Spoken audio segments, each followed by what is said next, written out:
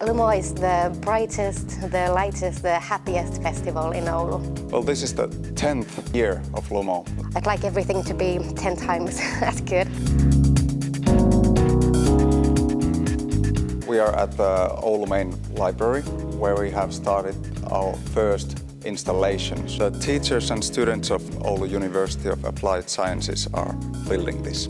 Here in the library there are actually 2 installations. We've just started bringing things in to transform this room into a hotel in Paris in the late 1950s. This is a special experience. The library is going under renovation. It's empty and there's something else for people to see. This year we have 20 installations around the city. Some of the installations are, we've seen them almost ready. Some of the others are only arriving today. I suppose this is the place. Yeah. It's gonna be right here in this beautiful park. We're light designers from Riga, Latvia. The installation is called On the Wave of Light. A long line of 100 LED sticks, which are interactive, and they take the form of a wave. Do I have a favorite installation this year? I have 20. They're all favorites. The reason Lumo is so popular is for everybody.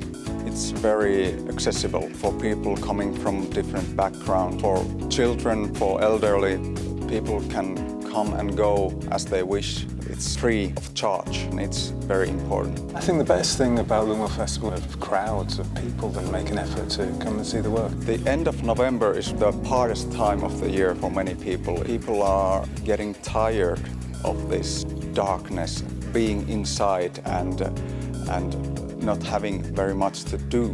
The light and the spectacle of it really enhances people's weekends. Our energy consumption last year was 950 kilowatt hours. That's a bit less than electricity heated house consumed during 1 month. It's really low. Oulu will be the European Capital of Culture in 2026. Lumo is going to be a big part of it. It will be wonderful. My dreams and hopes are that people get as much joy as possible out of the festival.